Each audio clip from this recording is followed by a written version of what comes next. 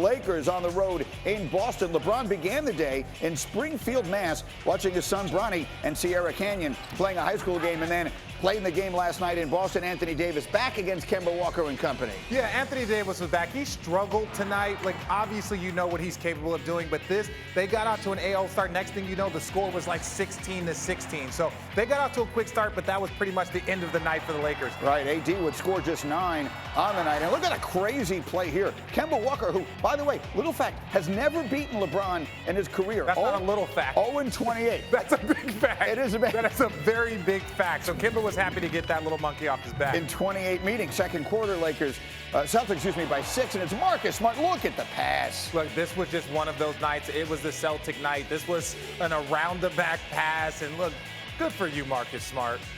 Celtics up by 8 and just continuing to pull away. Here we go the other way. Jason Tatum throwing it down. Celtics a 14-point halftime lead. Now, I want you to see this moment here. Third quarter, Celtics are up 16, and Jaylen Brown is going to get a technical for taunting for dunking on LeBron. Well, he should get a technical. You can't just dunk on Prince James like that. You can't do that. Don't you know who that is? You went to his basketball camp. You wore his T-shirt. You can't treat him like that. Look at Danny Ainge. Danny Ainge doesn't even seem to be aware this is going on. Danny Ainge is like, we could have used you a couple of years ago with the big three. Celtics up 25, and then it's more from Kemba. He had 20 points, and he beats LeBron James for the first time in his career. Celtics win big. Lakers, tough night. I mean, listen, it was just a good old-fashioned bubble, and that's all. That's all. They beat us on all facets of the game, from the outside, the interior. Points off turnovers and offensive rebounds was the main ingredients to this L. I'm happy I got one at least, before he goes. But yeah, I mean, it's only one in 28. That's it. Thank you, Kemba. The latest. I'm on a new team, so I'm 1-0. That's right. That's right. Yeah. Yeah, the streak is one for his last one against LeBron. According to Elias, by the way, that 0-28 was the second worst head-to-head mark any player ever had against any other. And they're in the same conference. So they're playing each other 3 or 4 times on a given year. Yeah, so let's talk about the Lakers, though. Some games just do feel like they stand out a little bit. You're going to Boston. That feels like kind of a big game based on the history of the rivalry. They're two good teams. It's a special day yesterday. What do you make of the Lakers just laying an egg? This was a refocus game to me for the Lakers, right?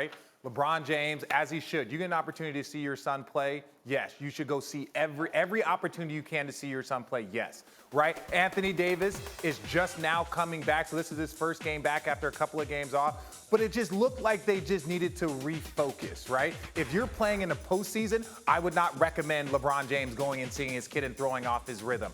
Ultimately, my point is this is just one game. I think the Lakers look is like, okay, we're probably the best team in the league. We're a top 3 team. We have a chance to win a championship. We just need to refocus because teams will be coming after us with their best shot. And teams are coming after Boston. The Celtics had lost 3 in a row and 6 of their last 8 before a 32-point win last night. What should we make of that? I continue to buy into this team. Well, I buy into Boston. The one issue that I have with Boston is in order for them to beat a Milwaukee, they're going to need to play like this in a 7-game series, right? They're not going to be able to have 2 guys just play okay and 2 guys play well. They need to be hitting on all cylinders, and that's very hard to do for any team. I think that's hard to do for the Lakers. I think that's hard to do for the Clippers. So in order for them to actually get to the finals or even really compete against Milwaukee, they need to be playing that style of basketball. Well, you saw the pop from Hembo there. According to our analytics, they have the second best chance of any team to come out of the East behind only Milwaukee, and I buy it. I do. I think if there is a real threat to the Greek Freak in the conference, it is the Celtics. Yeah, and you look at, I'm not like the way Philly is playing, Joel Embiid with his health, I know it's just a finger, but ultimately they're not playing great basketball right now. They're actually sliding down in the standings, and Boston is a team that's just playing very, very consistent right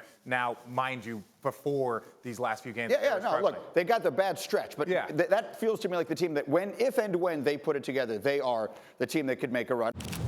Thank you for watching ESPN on YouTube. For more sports and analysis, download the ESPN app. And for live streaming sports and premium content, subscribe to ESPN Plus right now.